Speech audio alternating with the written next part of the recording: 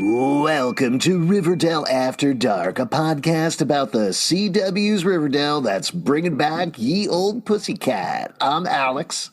When you walk through the darkness for as long as we have, sometimes you meet a little witch. And you're like, I want kids to know about this witch, my girlfriend. And that's where we're at. I'm Justin.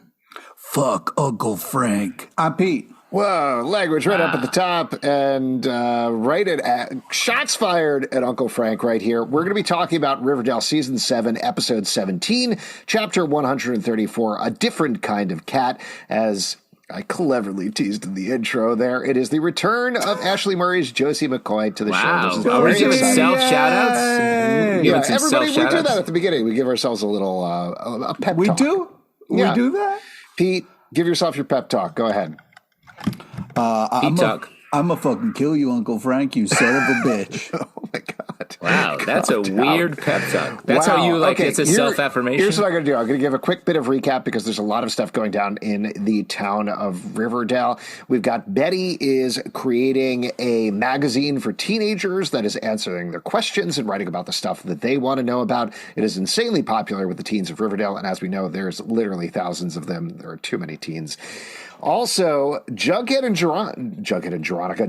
Veronica are once again on again and dating, going steady, going strong this episode. It's wild. Holding hands. That's full on, guys.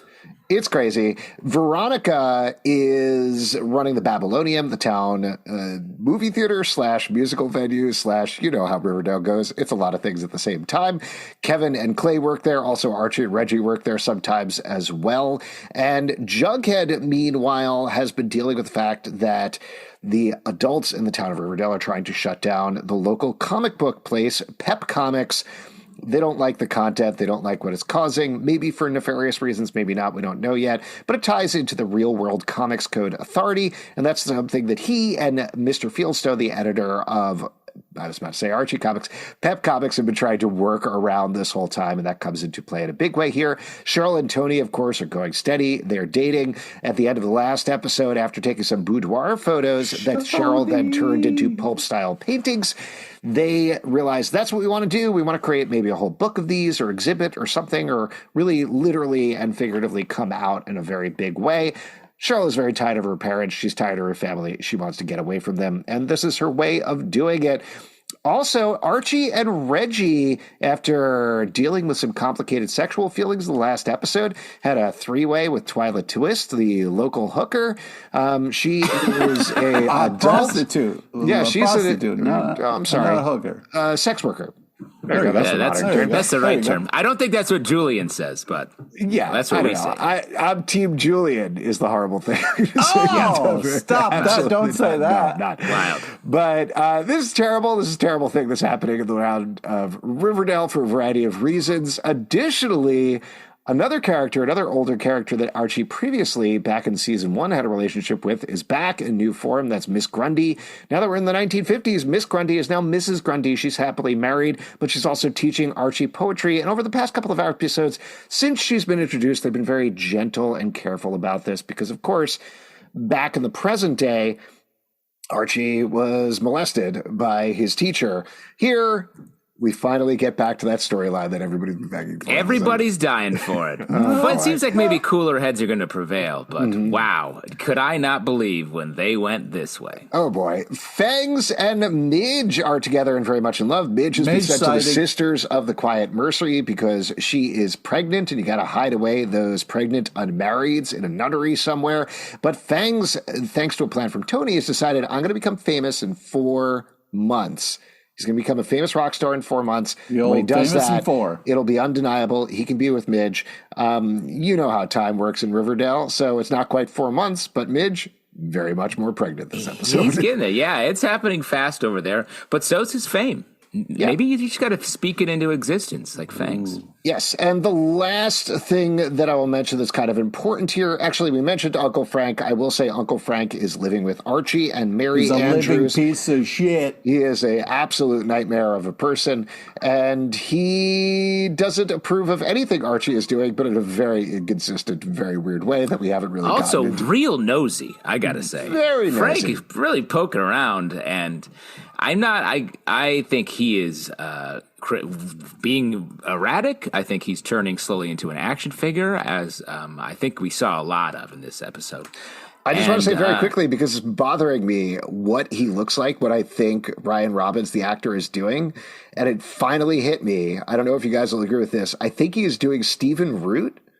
Like, not Stephen Root when he's doing the red stapler thing, but he's kind of doing the growly, like, looking down, mustache Stephen Root thing. Like that he kind of does in Barry sometimes a little bit. Yeah, so, yeah. I don't know. That's what it was. That was bothering me a little bit. I know I'm going to go with Ken. I'm going to go with Ken Doll. Ken but, Doll. Sure. I think he's that's just good Ken. too. He's Knuff. The last thing that I'll mention is Toni started a book club in the school called the Black Athena Book Club for the students of color. That's something that's really developed. Clay has sort of the host of the book club, I guess is the way that it's going. But the student populace there has only grown over time and joined to the book club. So that's all the recap you need to know going in this episode. Lots of other things going on here. But there's a big thing that we need to talk about before we even get into this episode. Pete, I know you're spoiler adverse, so I don't know if you want to turn away and take off your headphones here. But before we were taping today, this afternoon, they dropped the synopsis for the very last episode of Riverdale. Why would they do that? Why would you ruin something before we're going to enjoy it? No, they do that every week. Synopses are sent out about a month in advance, I think, something like that, so that they can go over to TV listings. Yeah. Cable listings, paragraph that's on. Yeah, exactly. Yeah. Not like the full synopsis of the episode. Okay, all right. I was going to say. It's like a teaser. It's a tease, but there's some big stuff that's mentioned. There is. I don't want to know. Okay, so take off your headphones. Justin and I will talk about this because I want to read this for everybody here.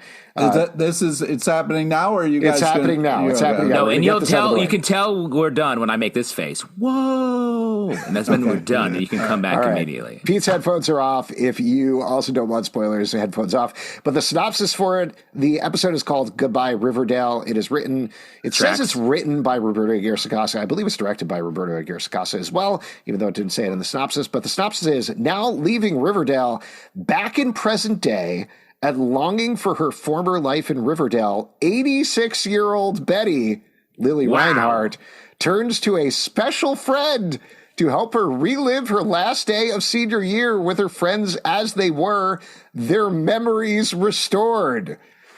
Huge deal. So many bombs dropped in that synopsis. It's so funny to me, too, because after everybody that I saw online was like, oh, the synopsis would be like, the final episode of Riverdale. Things happen, Archie does stuff. But no, this is like, their memories are restored. Betty is 86 years old. They have their memories back in time in the 1950s, and there's some sort of special friend there. Who's the special friend? I have so many questions. I'm very excited based on the synopsis. How are you feeling, Justin? I'm also excited. It sounds like they're doing sort of the Titanic style of an end, which is cool. I feel like there are two ways to read that, their memories restored. Mm-hmm. Is it that their memories were restored in the past, or that their memories are restored in the present when they're old, and now that's why they're reliving the past? I think, it's hard to tell with these synopses because they're a little vaguely written. They're a little vague. There's also, this is nothing against the synopses maker, but sometimes the syntax is weird. There's little mistakes in there or something like that, so you can't really parse every comma. But we do know in the previous episode, Jughead gets some sort of bomb that is good, then they need to make some sort of decision that's going to affect everybody. I think it's what we've talked about, whether to restore their memories or not. Yeah, and I think Angel Tabitha probably comes back in the previous episode and makes them an offer. You can remember everything, you can return to the present, you can stay in the past, something like that. But it seems like based on this to me, that they make the decision to have their memories restored and be in the past. I wonder pure speculation. I wonder if it's going to be something like they decide, let's have our memory restored while we're in high school and then live the rest of our lives. We just want to remember these moments until now. I think so. Yeah. And I think it will be like we talked about this a few episodes back about how it's them trying to make Riverdale that better place that they was corrupted in the original 6 seasons of the show. And this is their chance to sort of do it right. But that's cool. Special friend. What are your guesses? I feel like we've got Archie and Veronica on the table. Oh, really? My mind went to other places. One was Angel Tabitha. She's not listed in the synopsis, but that doesn't mean that she's not in there. The other one is Jughead, I think. Wow, really? I think so. I don't know. That's just a suspicion that I have. I could be totally wrong here. And I'm not even saying in a romantic way. I'm just saying like... No, of course, what the special friend is. I think I guess it's a real like Rorschach test for what we think and believe, because I think it would be this current season and these recent episodes would point us to it being Veronica. Their friendship is definitely sort of where this show seems to be pointing, whether it's romantic or otherwise. Yeah. Archie makes a lot of sense given what the show built to from a ship point of view up until like this season. Jughead, real look back in the past, but he is the guy that writes. He's the narrator. So it would make sense that he would do it.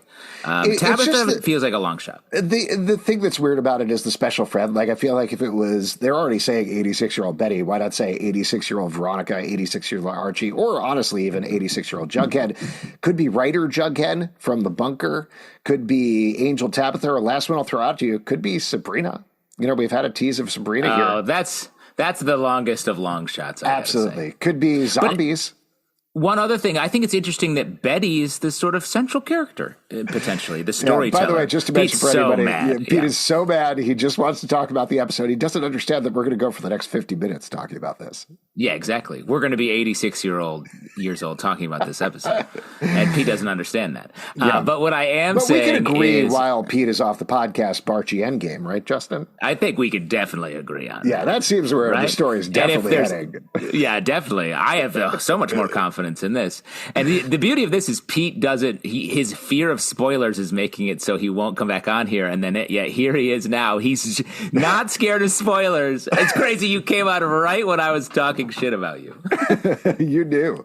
Oh, Pete, you're on mute. You're muted, though. That's Pete, perfect. You're muted. Unmute. Why did you mute? Are we going? Because I was talking shit about you guys. Are we going to talk about this episode or what? No, I just said you missed it. We're going to do 40 minutes on the synopsis. All right. I mean, honestly, the synopsis has so much to it, and I won't spoil any. We're talking about this episode. We want to talk about the episode. Pete's right. Pete's right. It's fine. Let's move on. He's There's freaking plenty out. Of time to talk Pete about the texted last us before the episode. episode and said he wanted to spend 40 minutes yelling at Uncle Frank. So Pete, take it away. True. Yeah. That's good content. Well, it was just hard because emotionally we got this like really amazing shot of Archie going to work at his desk, and then you look over and then you see Luke Perry in this war veteran outfit. And it was so touching and then so amazing. And then Uncle Frank ruined all of that by just ripping up his poetry and yelling at him. He was also drinking, which made him even scarier. It was a very unhinged Uncle Frank, which we've seen unhinged before, but this was a whole new level. So when has this guy been hinged? When's he been hinged? I hear why that. I see that why that's so upsetting to you, Pete. But I do think, from a storytelling point of view, it helps get Archie into sort of the rejection of the generation ahead of them, the youth and revolt theme that I think pops up hugely here with Betty and Cheryl, and that we've been talking about for a while on here. Gives him a direct enemy. Kids versus parents kind of thing. Yeah. The classic Nickelodeon catchphrase from the late 90s. Sure. I think is what we're talking about here. But the way it was is on Frank's unresolved feelings about Fred's death. And like Frank just never dealt with his emotions. And I think the whole lesson, their theme of this season so far has been like, hey, you have to deal with the real things in your life or else they will kill you. And Frank here looks like he's coming apart at the seams. Well, also what's upsetting is he's not understanding anything that Archie is saying or doing. It's not disrespectful to his dad to kind of talk about those things. It's just, Well, I do think you have to, and this is not excusing the behavior at all, but I do think you have to understand that we're in the 1950s, a time when men were not encouraged or allowed for the most part to be in touch with their feelings. Yeah, but it's also not the 1950s, as the show has proved many times. So it's like it's hard when they, really give you the 50s. You know what I mean? Yeah. What is it like when you open up a history book, Pete? Are you just mad the whole time? Yeah. You're just throwing it around? Yeah, yeah, it's a very upsetting if you're thing. smart, if you're a real student of history, you'd be mad too, Justin. Oh, wow.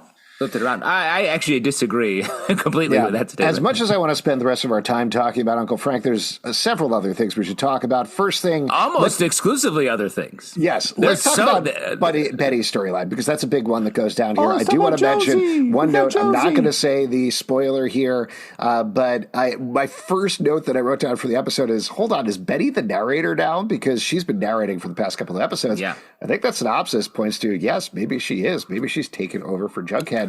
But maybe the two narrators will get together and live happily ever after. No, you can come on. You never have two narrators. Plus, if they get married, who would narrate in their house? That's not how it works. Yeah, that's not how it works. The Betty storyline, though, I thought was great. This continues the storyline of Betty exploring her sexuality, her feminine individuality, and I love the fact that it teamed her up with Cheryl and Toni, who for once get to be just happy and giggly and having a great time and positive and supportive both of each other. And Betty, the Cheryl Betty stuff over the course of this episode as they help her take these boudoir photos for her book cover, I thought it was delightful. There's a little bit we got to see another painting. These Riverdale paintings are phenomenal. I will say there's something a little complicated in terms, if you want to get into the real world versus fake world of Riverdale, Pete, the fact that they're teenagers and we're getting these sexy pictures of them, even though we know that they're actually 20-something-year-olds doing this in real life. Obviously, that's always been part and parcel with the Riverdale, but there was definitely two trains going in my mind while I was watching this story, where I was like, this is cute, this is adorable, I love that they're doing this, they're clearly having such a good time. These are now, is one of the trains like a 1950s train and one of them is a more modern? How does it work in your head? Well, there was the train that is focusing on who these people really are in real life and that it is okay for them to be doing this stuff. And the other train is that? They're 16 years old and taking sexy pictures. I don't like this.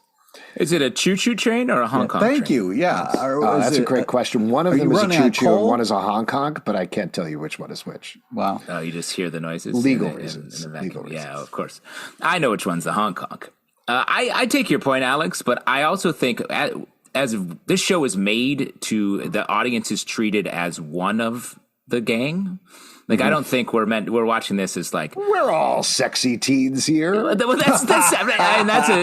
I'm not saying, I agree with that, obviously, but that's the way the show treats us, the viewer, and treats the camera and all that. So I don't know. I don't think it's meant to be what you're worried about. This is something I'm upset about, and I don't want to parse too much. It was just a thought that I was having while I was watching this storyline. But ultimately, I think my big takeaway was, love the Betty Cheryl relationship here. Love that the whole idea of the season is Betty realizing that she is beautiful. She doesn't need Archie. She doesn't need Jughead. She doesn't need Kevin. She doesn't need any men. She can literally pleasure herself, as she finds out here. Yeah, and there was a great quote that Cheryl had there when I think she shows off the painting. It's beautiful, silly goose. No, you're beautiful. Yeah, which and she perched right on her shoulder like an adorable little couple of cousins. Yeah, it was such a nice, cute moment between those two. But to your earlier point about Betty sort of being the narrator, I think Betty's fully become almost the main character here, and the avatar of the show. She's the one who's changing and being a catalyst for change in Riverdale. And even further, I would say the women are getting smarter, more in touch with their feelings, making big choices, and the men are being turned into absolute goobers. Archie biting the apple during his clove and blowing it. I was like, that's so funny. Oh, my God. I think that's an interesting.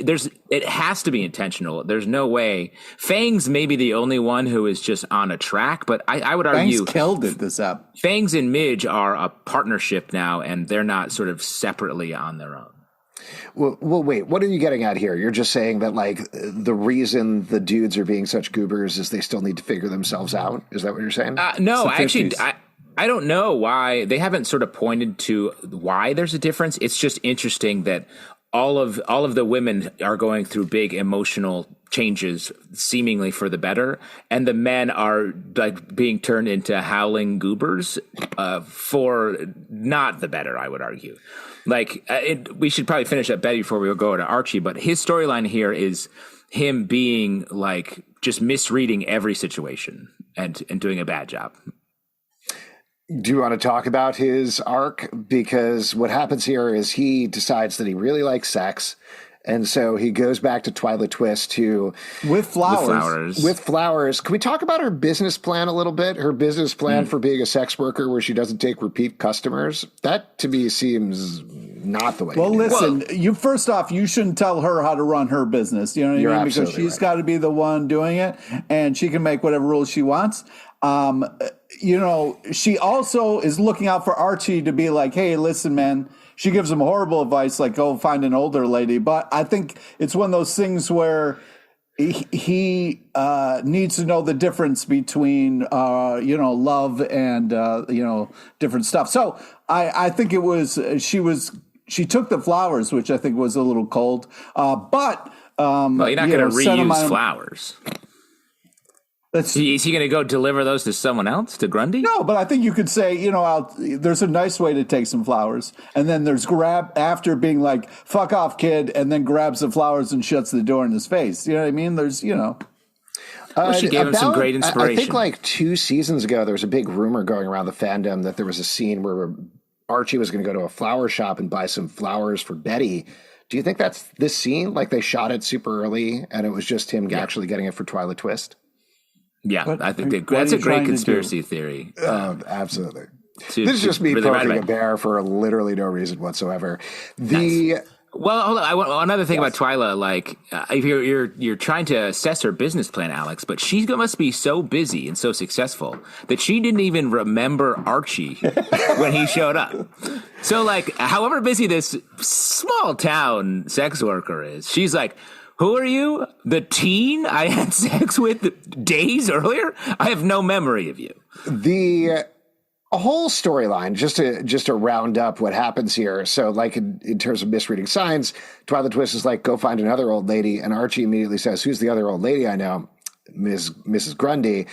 Invites her to a poetry reading where he basically does this awful poem about having sex with her that makes everybody uncomfortable because of how obvious it is. Wait. Are you saying that the woman he was writing that about was Miss Grundy? Are you sure about that?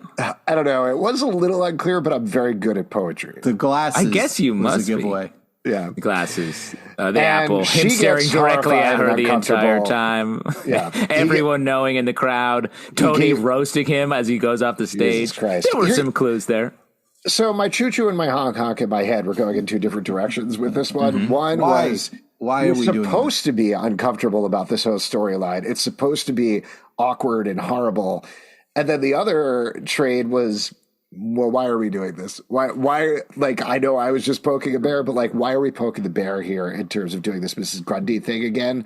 Why are we doing this with Archie? Why are we putting this position? Like, I understand in essence the idea. I've been in high school. I know people have crushes on teachers. Like there's the teacher everybody has a crush on or whatever. That's a thing. But this is different because we've dealt with it and discussed it in a different way. So I just I had these knots in my stomach the entire time while I was watching the storyline because of what we're dealing with once again here. I don't know. Did you guys feel differently? I definitely felt that way, the tension as it was happening, but I actually it felt like at the end of the episode, I was like, oh, maybe they were sort of saying like, look, there is a better way of handling this. And Mrs. Grundy did that. She's like, hey, flattered, but why don't we change gears? You seem to have no problem being inspired by romance. Why don't you write about some pain? And I think that is an effective switcheroo that they pulled on us by getting us stressed about Archie and Grundy and flipping it and actually using it to hopefully help Archie progress, at least with his art.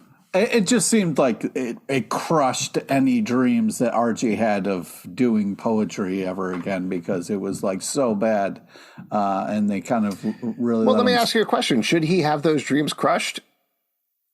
Is he good at poetry? I'm sorry. Oh wow, dude! I know you developed, but I haven't seen a lot of evidence of him as a good poet yet. He could become a poetic lawyer. Or a poetic ad baseball, copy. I could see him football. doing ad copy, maybe. Wow, Yeah, a lot of great poetry. I'm sorry. I want to let everybody develop artistically, but everybody in the show keeps being like, "There's this spark of inspiration in you, Archie. You could be a real poet." I haven't seen any evidence for that yet. Oh, come on. Well, man. I mean, it is true. Like here again, we have like Archie, not great at poetry, wants to be a poet, still going to do it. Jughead wants to run comics, can't figure it out.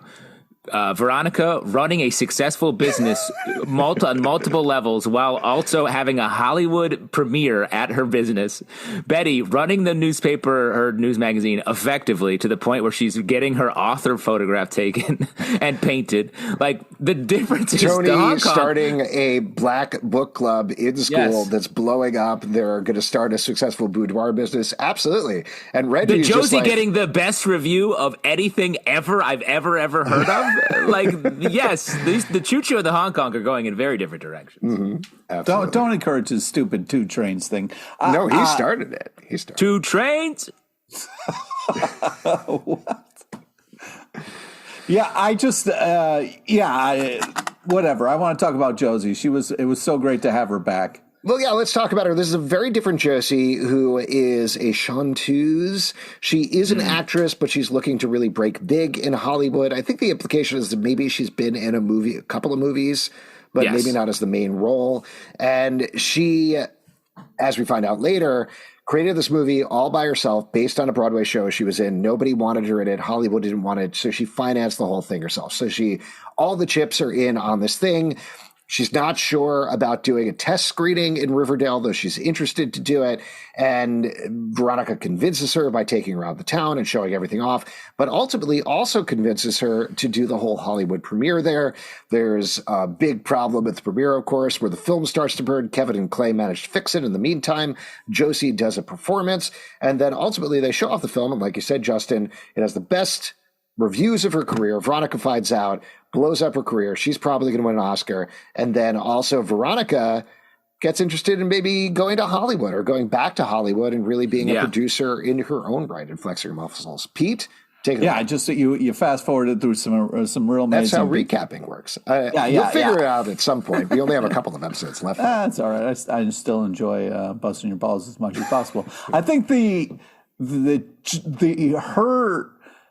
Josie of it all, just the fact that like we got so much of Josie's story and struggle in this episode was so awesome. Like the fact that she revealed to Veronica she kind of laid out all the chips and just said, listen, this means everything to me. I've put all my eggs in this basket. It's got to work.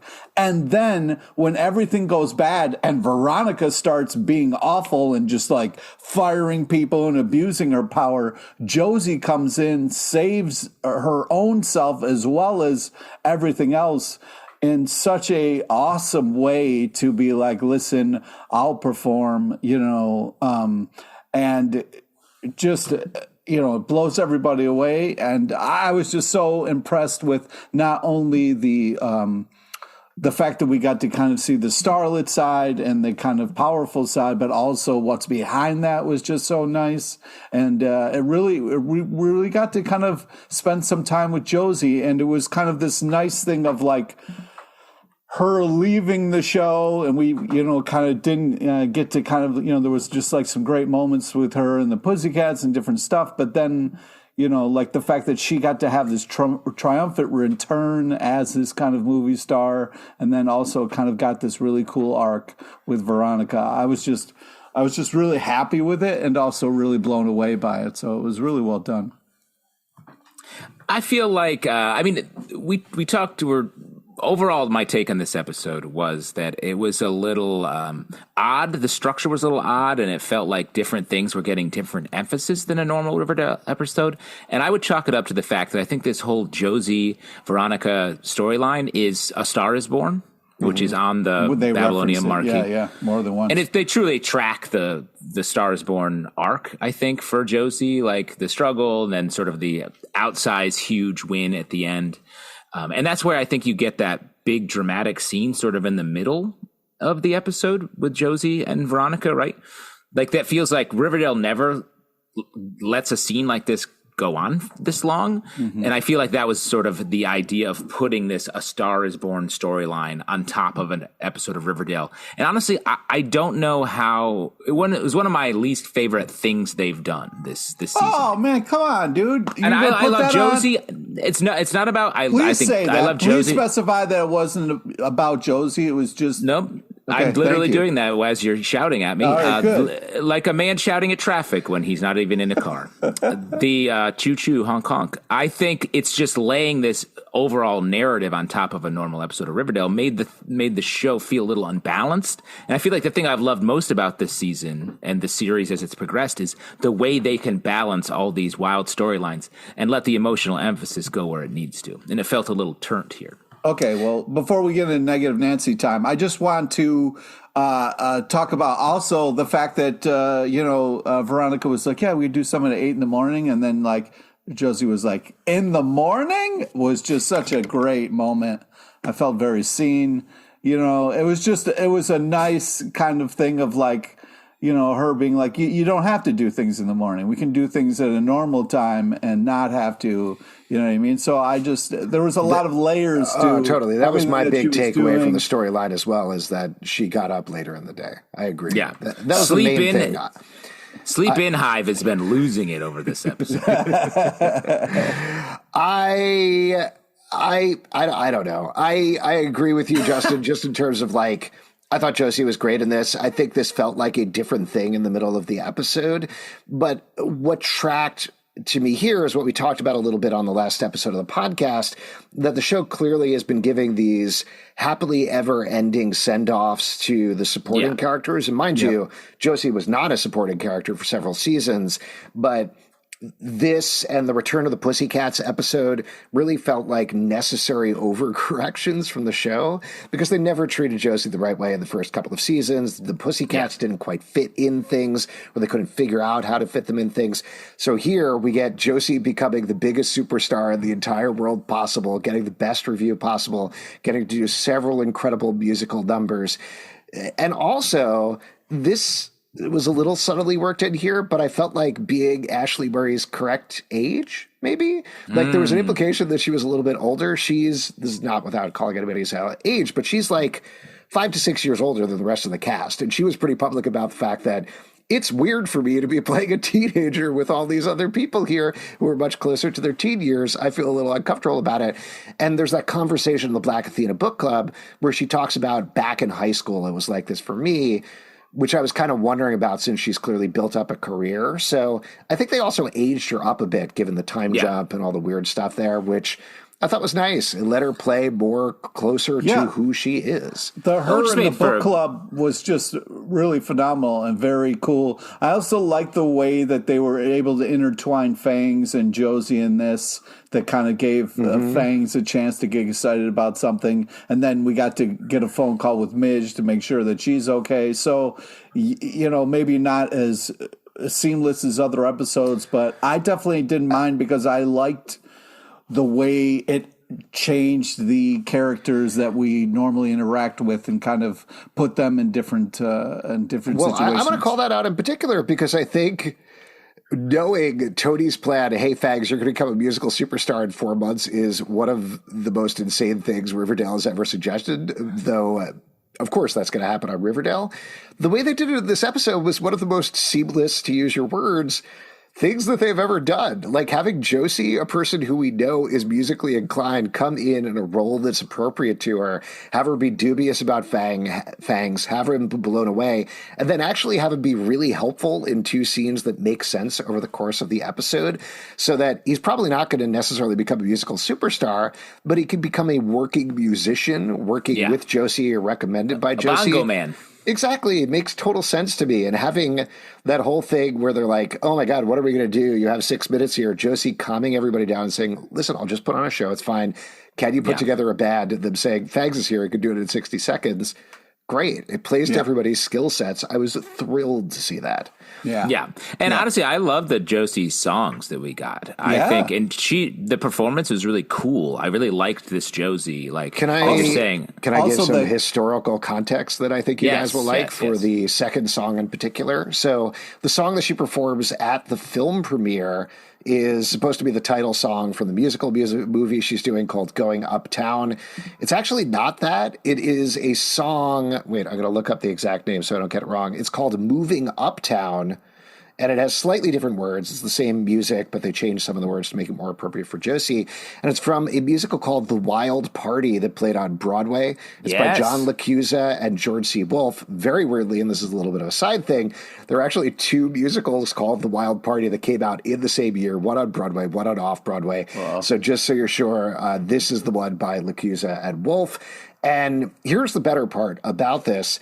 This number in the show was performed by Eartha Kitt, who had been away from Broadway for 20 years, came back to do this show very specifically. And the number in the show is all about Eartha Kitt's character, who is an aging Broadway star trying to woo over these producers to like her so that she can become an even bigger star and get back on Broadway. So there's parallels with Eartha Kitt.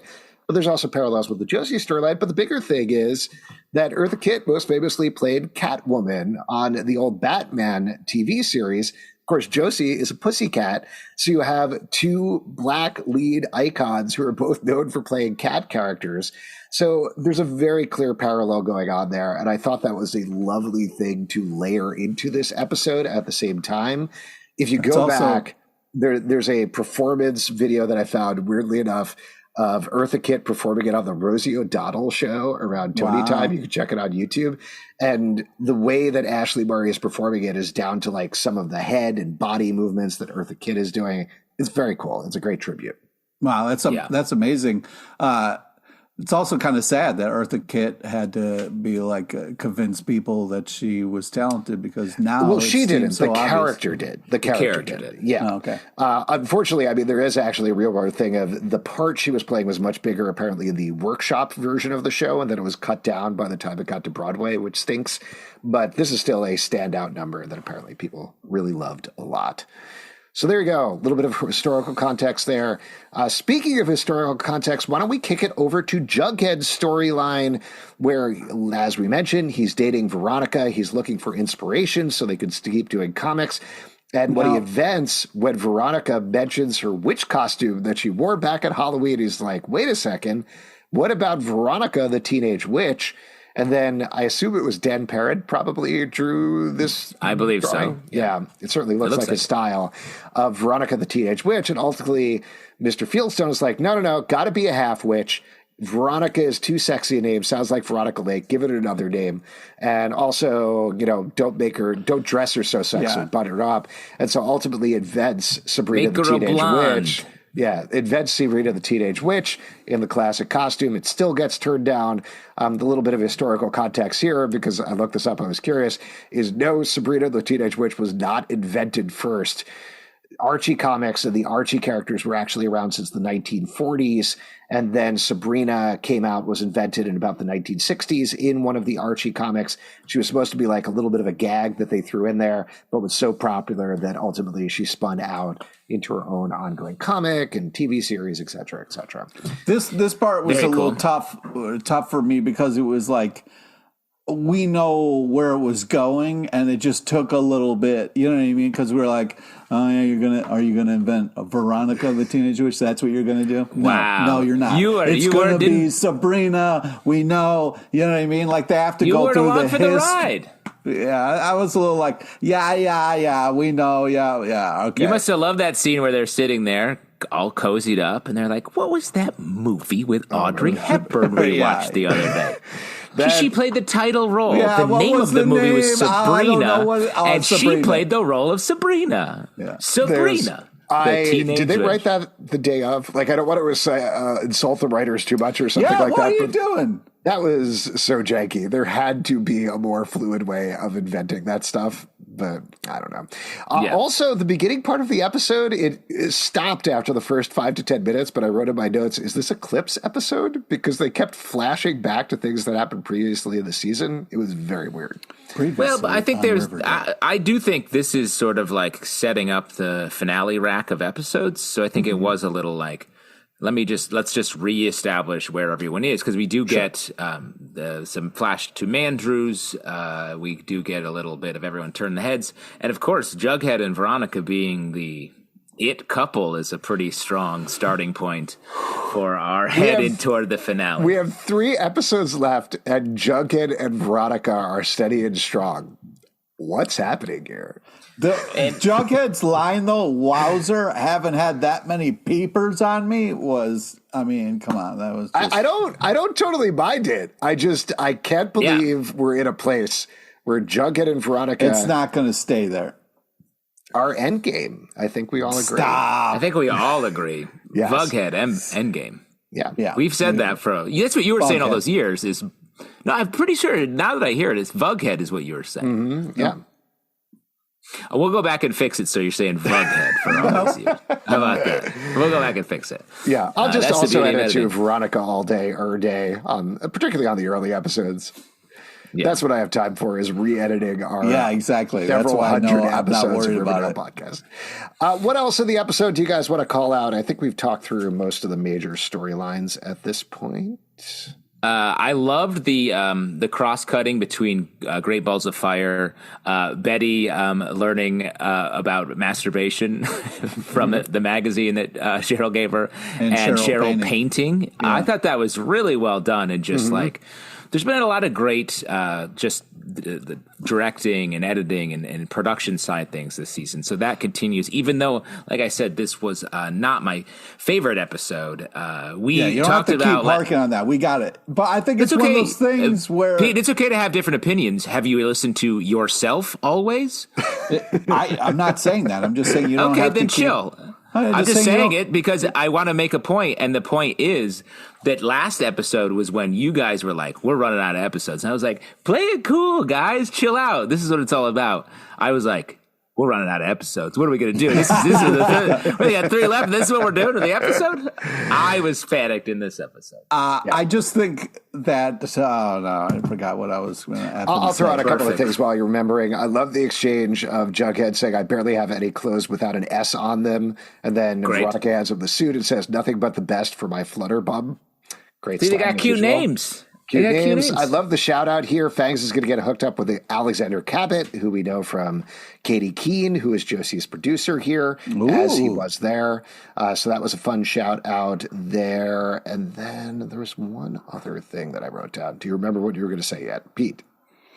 No, but I did want to say when Betty kind of storms out and runs into Cheryl and gets to see the pictures because Archie is talking about how he had sex.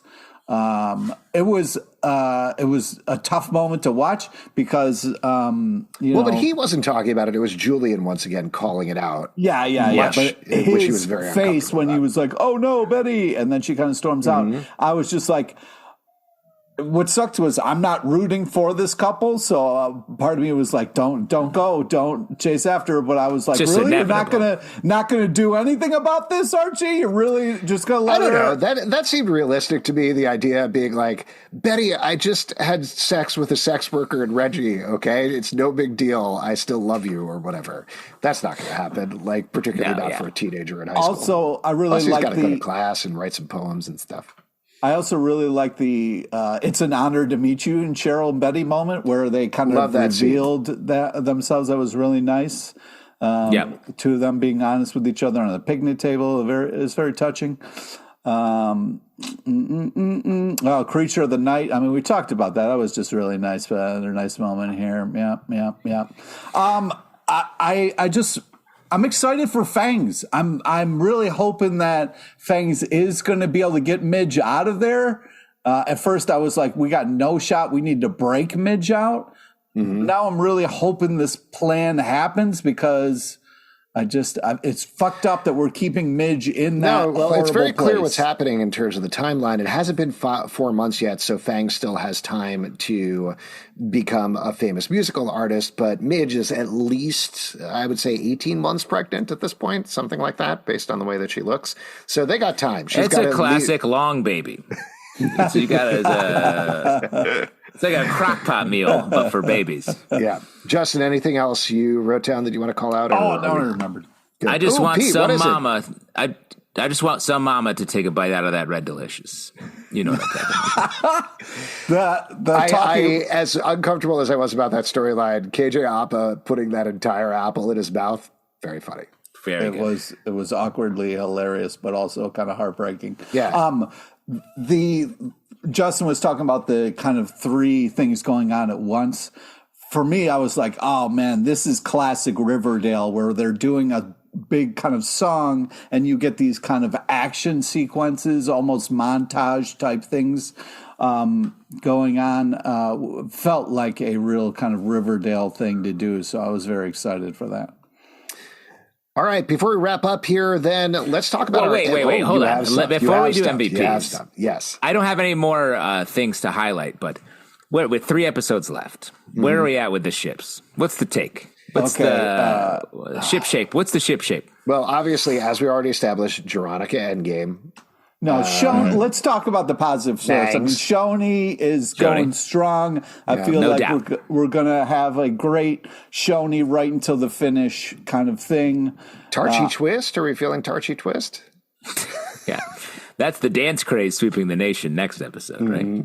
Yep. I don't know.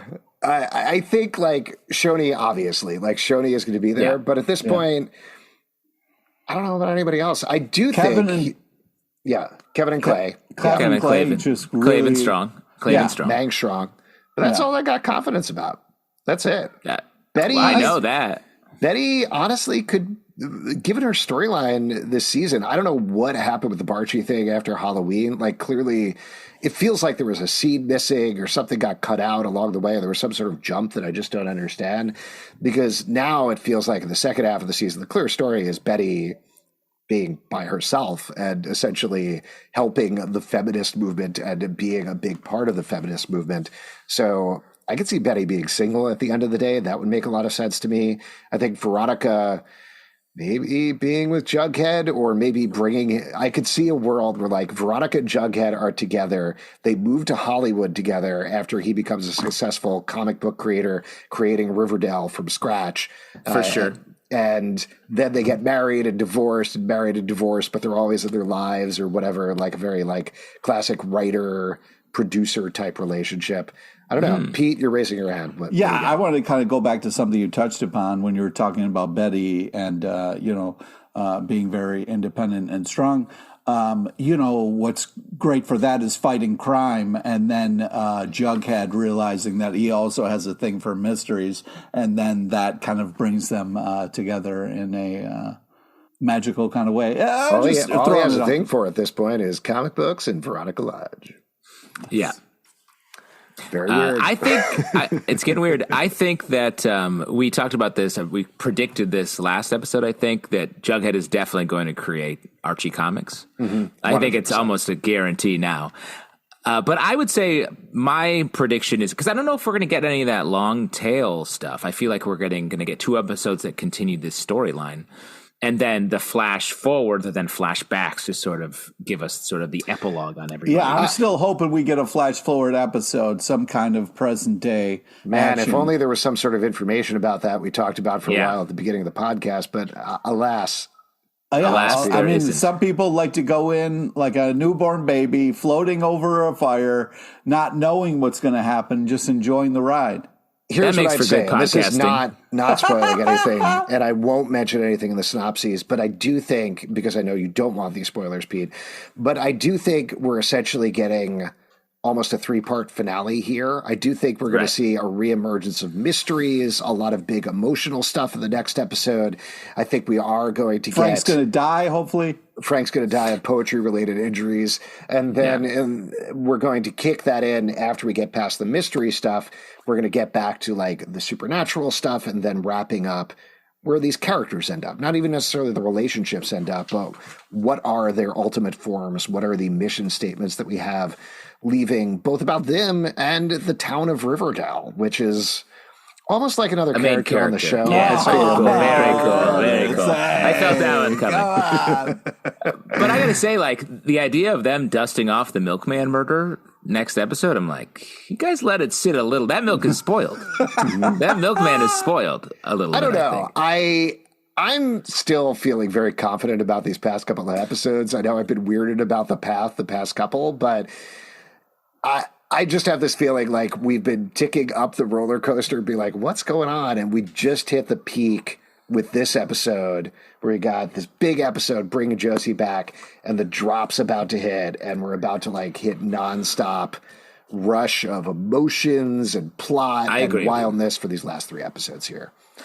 I agree with you. It's just, to me, we've let like the milkman stuff fall a little far. I think the Betty stuff, I feel like she is, on the path to becoming who she is going to be. And then I think she can truly become Archie at the end of that. Oh, great. It is very interesting how the show, we always thought it would end with like Roberto Girscassa talked about this for years, where he thought the show would end with Archie having a baby, like that's where it ends, is him passing on the next generation of Riverdale. That can still happen, but that doesn't seem like what the story is heading towards at all at this point. It's much more about Betty, probably about Jughead a little bit, maybe about Veronica. Archie, like you said, is this big goober right now in terms of the core 4. And Shoni is just like, they're great. They're steady. They're having a good time.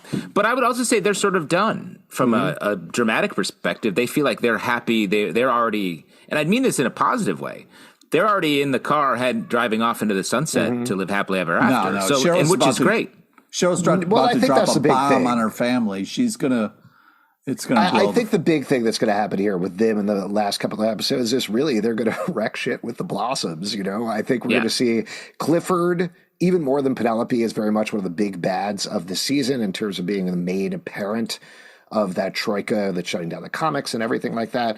And I think Cheryl is going to make a metaphorical or physical move like she did in the first season with burning down Thornhill. So we'll see what happens. I'm excited. I've been mixed about some of this stuff, but I'm very excited to see how this ends. Of course. I'm confident and excited. The only other thing I would say is I bet we get Jughead going strong until Tabitha returns. I think she's going to be hesitant to return because she's going to see Jughead being happy with Veronica. Yeah, they might even have a moment where, let's say, you've already been Angel Tabitha gives them their memories back, where Jughead and Veronica are holding hands and like, whoops, done with that. And that's the end of Jughead. This isn't real. What about the mystery of the person who had Jughead's hat? I think we'll find out about that as well.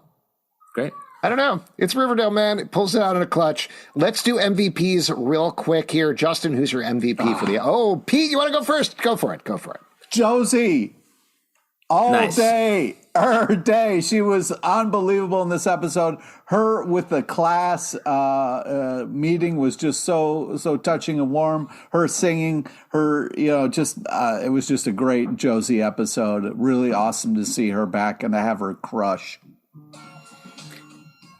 The Josie theme music signing off. I got to give it up for Betty. I mean, it's hard not to just love Betty's moves in every episode this season, and I really like her self-discovery here. She can finally maybe step back from her sex curiosity and obsession and move on to the next thing. So excited for that. Just great stuff. Yeah, just to pivot off of that, I was going to say Chetty, Cheryl and Betty was my favorite part of this episode. Just the relationship between Madeline Petch and Lily Reinhardt. And when they played that, I thought was great. Just very into it. Some great scenes. If you'd like to support this podcast and all the podcasts we do, patreon.com/comic book club. Also, we do a live show every Tuesday night at 7 p.m. to Facebook and YouTube. Come hang out. We would love to chat with you about Riverdale. Apple, Spotify, not Stitcher, because that's going away at the end of the month. If you are subscribed on Stitcher, please subscribe on absolutely any other platform. We're on all of the major platforms. On Twitter, you can follow us at Riverdale Dark, X. On Instagram, Riverdale After. Facebook, Riverdale After Dark. comicbookclublive.com for this podcast and many more. Until next time, we'll see you after dark. You're dead to me, Frank.